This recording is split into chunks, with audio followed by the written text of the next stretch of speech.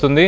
అలాగే నాగరాజుకి మరి అధికారం ఉంది కదా అంటూ ఇష్టానుసారంగా తను ప్రవర్తించడానికి లేదు కదా. మొత్తానికైతే సీఎం చంద్రబాబు నాయుడు తన సింగపూర్ టూర్ని ముగించుకొని వెనక్కి వచ్చిన తర్వాత డిప్యూటీ సీఎం పవన్ కళ్యాణ్తో ఆయన చర్చించి ఇమీడియట్గా యాక్షన్ తీసుకోవాలి, నిష్పక్షపాతంగా దీనిపైన ఎంక్వైరీ జరగాలి, దోషులు ఎవరున్న వాళ్ళని శిక్షించాలి అంటూ సీఎం చంద్రబాబు నాయుడు పిలుపునిచ్చినట్టు తెలుస్తుంది. ఆదేశాలను జారీ చేశారు.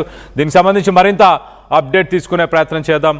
ఇటు ఏపీ నుంచి మా ఇన్పుట్ ఎడిటర్ కృష్ణమోహన్ అందుబాటులో ఉన్నారు. కృష్ణమోహన్తో మాట్లాడి తెలుసుకునే ప్రయత్నం చేద్దాం. కృష్ణమోహన్, చెప్పండి, సీఎం చంద్రబాబు నాయుడు సింగపూర్ టూర్ని ముగించుకొని వచ్చి రాగానే డిప్యూటీ సీఎం పవన్ కళ్యాణ్తో ఆయన భేటీ అయ్యారు. దాంట్లో సాయి కృష్ణ మృతి గురించి ఏమేమి చర్చించారు, ఎలాంటి యాక్షన్ ఉండబోతుంది తర్వాత? యాక్షన్ ఆల్రెడీ నిన్న టేకప్ చేసుకున్న పరిస్థితి ఉంది. నిన్న పవన్ కళ్యాణ్ ఢిల్లీ నుంచి రావడం, అలాగే చంద్రబాబు సింగపూర్ నుంచి నేరుగా విజయవాడకి చేరుకున్న పరిస్థితి మనం చూసాం. మధ్యాహ్నం రాగానే ఈ సాయి గద్దె సాయికి సంబంధించిన ఈ కేసుకు సంబంధించిన వ్యవహారాలతో అధికారులతో ఆయన భేటీ అయ్యారు. ప్రధానంగా ఈ అధికారికి సంబంధించిన వ్యవహారంలో పూర్తి స్థాయిగా ఎవరైతే డిసిసి, తర్వాత ఇంటెలిజెన్స్ చీఫ్ లతా, అలాగే సిపి రాజశేఖర్ బాబు, వీళ్ళందరితో కూడా ఈ కేసుతో అటెండ్ అయ్యే ప్రయత్నం అయితే చేశారు. వీళ్ళ ముగ్గురు కేసుకు సంబంధించి కీలకంగా వ్యవహరించే ప్రయత్నం చేసిన నేపథ్యంలో క్లియర్ గా ఆయన ఒకే మాట చెప్పారు, వీఆర్కి పంపిస్తే కుదరదు, ఈ వ్యవహారంలో సస్పెన్షన్ చేయాల్సిందే, సస్పెన్షన్ కి రెడీ చేయండి అని చెప్పారు. సస్పెన్షన్ అయిన తర్వాత వెంటనే ఆ కేసుకు సంబంధించిన వ్యవహారంలో ఈ కేసులో ఎవరెవరు టాస్క్ ఫోర్స్ పాత్ర ఉందని తెలుస్తుంది. టాస్క్ ఫోర్స్ కి సంబంధించిన కొంతమంది ఇతన్ని బాగా చిత్రహింసలు గురి చేశారని, అక్కడి నుంచి మళ్ళీ సిఐ నాగరాజు దగ్గరికి పంపించారని, సిఐ నాగరాజు విచక్షణ రహితంగా అక్కడ పోలీస్ సిబ్బంది నాగరాజుకి సంబంధించి వ్యవహారం జరిగిన తర్వాతనే సాయి మృతి చెందారు. తర్వాత దీన్ని కూడా మృతదేహాన్ని కూడా తగిలిపెట్టేసిన పరిస్థితి, దాని కూడా చేశారు. అయితే ఈ వ్యవహారం కొంత సీరియస్ అయింది. ఇప్పుడు పూర్తిగా దీనికి సంబంధించి ప్రత్యేకమైన అధికారిని కూడా ఒక ఐపీఎస్ స్థాయి అధికారిని దీన్ని ఇన్ఛార్జ్ గా ప్రకటించారు. దీంట్లో పెంచల కిషోర్, రాజమండ్రి ఎస్పీగా పనిచేస్తున్న పెంచల కిషోర్ ని కూడా ఇప్పుడు ఉన్నతాధికారిగా ఈ కేసుకి దర్యాప్తు అధికారిగా నియమించిన పరిస్థితి.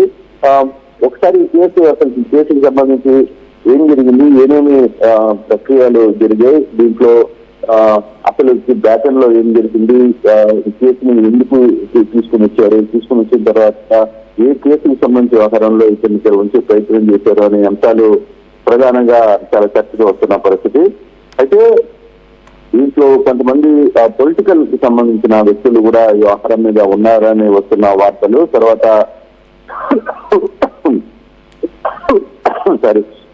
దీనికి సంబంధించిన వ్యవహారంలో అసలు ఎందుకు ఇంత చిత్రహింసలు గురి చేయాల్సిన పరిస్థితి? సాధారణంగా ఒక నేరస్తుని తెలిసిన తర్వాత అవసరమైతే 2 దెబ్బలు వేస్తారు, తర్వాత వెంటనే అక్కడి నుంచి కోర్టుకి పెడతారు, అరెస్ట్ చేస్తారు, తర్వాత దానికి సంబంధించిన సమాచారాన్ని సేకరిస్తారు, మిగతా కేసుని కోర్టు పరిధిలోకి నెట్టేస్తారు. కానీ ఇక్కడ జరిగిన ఈ ఓవరాల్ ఎపిసోడ్ మాత్రం కొంత గందరగోళమైన పరిస్థితికి చేరింది.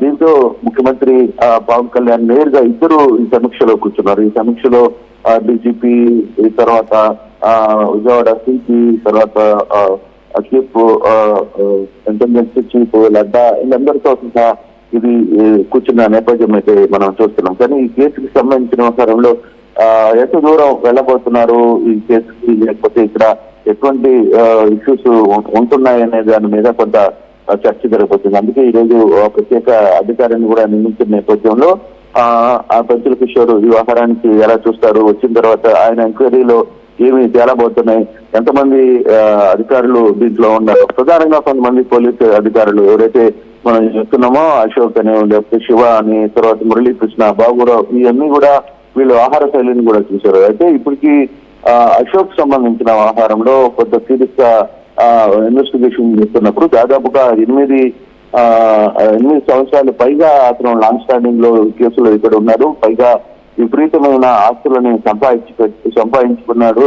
సిఐలు మారిన ఈ అశోక్ అండ్ టీమ్ మారలేదు అనేది క్లియర్ గా ఈ కేసుకి సంబంధించి క్లియర్ గా తెలుస్తుంది. అంటే దీని మీద కొంత లోతైన విచారణకి పోలీసులు అయితే ఆదేశాలు జారీ చేశారు. చూడాలి ఇప్పుడు ఈ కేసుకి సంబంధించి ఒక ఎస్పీ అధికారిని కూడా నియమించారు కాబట్టి రాబోయే రోజుల్లో ఈ కేసుకి సంబంధించి అసలు ఎలా ఇన్వెస్టిగేషన్ చేస్తున్నారు, దీనికి సంబంధించి ఎక్కడెక్కడ వ్యవహారాలు జరిగినాయి, ఎవరు ఆదేశాల మేరకు ఇవంతా కూడా జరిగింది అనే ఒక చర్చ అయితే పెద్ద ఎత్తున జరుగుతున్న నేపథ్యంలో ఇప్పుడు సిఏ నాగరాజు నోరు ఇప్పితే ఏ విషయాలు బయటపడతాయని, సిఏ నాగరాజు వ్యవహారంలో ఎంత దూరం అతనికి ఉన్నతాధికారులకు సంబంధించి వ్యవహారాలు తెలిపా లేకపోతే ఏం జరగబోతుంది అనే చర్చ పెద్ద ఎత్తున జరుగుతుంది. చూడాలి ఈ కేసును ఏ విధంగా ముందుకు వెళ్ళబోతుంది అనేది చూడాల్సిన పరిస్థితి అయితే ఉంది. కళ్యాణ్.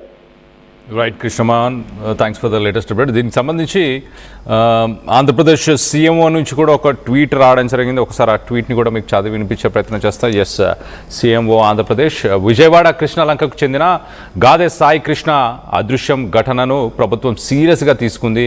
ఈ వ్యవహారంలో సంబంధిత పోలీస్ స్టేషన్ ఇన్స్పెక్టర్ నాగరాజును సస్పెండ్ చేస్తూ నిర్ణయం తీసుకుంది.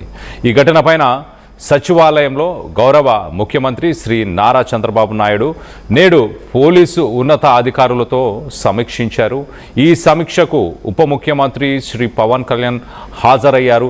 సింగపూర్ పర్యటన ముగించుకొని సచివాలయానికి వచ్చిన వెంటనే పోలీసు ఉన్నతాధికారులతో సీఎం సమావేశమయ్యారు. సీనియర్ ఐపీఎస్ అధికారితో నిష్పక్షపాతంగా దర్యాప్తు చేయించాలని ఆదేశాలు జారీ చేశారు. ఈ సమావేశానికి రాష్ట్ర ప్రభుత్వ ప్రధాన కార్యదర్శి శ్రీ సాయి ప్రసాద్, అలాగే ఇంటెలిజెన్స్ చీఫ్ శ్రీ మహేష్ చంద్ర, అలాగే విజయవాడ సిపి శ్రీ రాజశేఖర్ బాబు తదితరులు హాజరయ్యారు. సో మొత్తం మీద ఎస్, సీఎంఓ నుంచి కూడా ట్వీట్ వచ్చిందంటే అంటే సీఎం చంద్రబాబు నాయుడు ఎంత సీరియస్గా తీసుకున్నారు ఈ విషయాన్ని అనేది చాలా క్లియర్గా అర్థమవుతుంది.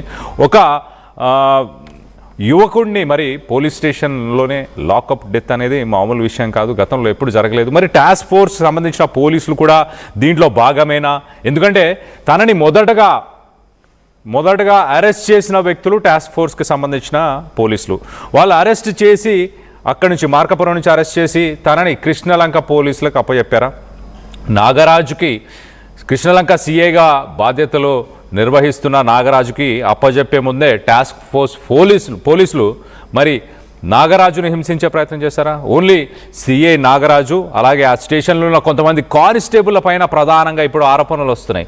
సో ఎంతమంది ఎస్ఐలు సిఐలు మారినా ఆ స్టేషన్లో కొంతమంది పోలీసు సిబ్బంది అశోక్, శ్రీనివాస్ ఇలాంటి వ్యక్తులు మాత్రం ఎప్పుడూ అక్కడే ఉండడం, అలాగే వాళ్ళు కొంత సాయికృష్ణ తల్లితో కూడా చాలా దురుసుగా ప్రవర్తించారు. అంటే మీరు మీ అబ్బాయిని ఇంకా మర్చిపోండి, తను ఇంకా తిరిగి రాడు, ఖచ్చితంగా నేను చంపేస్తానంటూ సిఐ బెదిరింపులకు పాల్పడడం, అలాగే తల్లిని సాయికృష్ణ తల్లి పలుమార్లు పోలీస్ స్టేషన్కి వెళ్ళి నా కొడుకుని చూపించండి అని బ్రతిమలాడుకున్నా కూడా ఆ సదరు కానిస్టేబుల్లు మాత్రం ఆ తల్లిని కొంత ఇబ్బంది పెట్టే ప్రయత్నం చేశారు. మీ అబ్బాయి ఇంకా లేడు, అసలు మేము అరెస్ట్ చేయలేదు అంటూ కొన్నిసార్లు నవ్విన సంఘటనలు కూడా ఆ తల్లి గుర్తు చేసుకుంటూ మాట్లాడుకొచ్చిన ప్రయత్నం చేసింది. సో మొత్తం మీద 2 తెలుగు రాష్ట్రాల్లో షాకింగ్ ఇన్సిడెంట్ అని చెప్పాలి. అసలు ఇలాంటి ఘటనలు ఇంకా చోటు చేసుకుంటున్నాయా?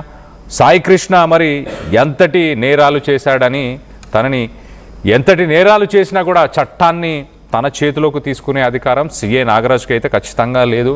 ఇక్కడ చట్టాలున్నాయి, కోర్టులున్నాయి, అవి తీసుకోవాల్సిన డెసిషన్ని తన ఈగోకి తీసుకొని సాయికృష్ణ నాకు ఎదురు తిరిగాడు, తనని ఇంకా నేను వదిలిపెట్టను, తనని చంపేస్తానంటూ సాయికృష్ణ తల్లికే సదరు సిఐ నాగరాజు చెప్పడం జరిగింది గతంలో అంటూ మొత్తానికైతే తల్లి విజయలక్ష్మి చెప్పుకొచ్చింది.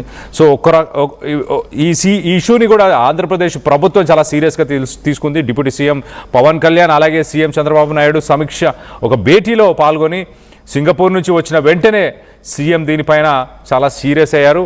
ఉన్నత పోలీసు అధికారులతోని ఆయన సమీక్ష నిర్వహించి నిష్పక్షపాతంగా దీంట్లో ఎవరెవరున్నా వాళ్ళందరినీ కూడా శిక్షించాలి అంటూ చెప్పుకొచ్చే ప్రయత్నం చేశారు. గతంలో మరి సిఐ నాగరాజు ఒక ఛాలెంజ్ని కూడా చేశాడు సాయికృష్ణ తల్లితోని.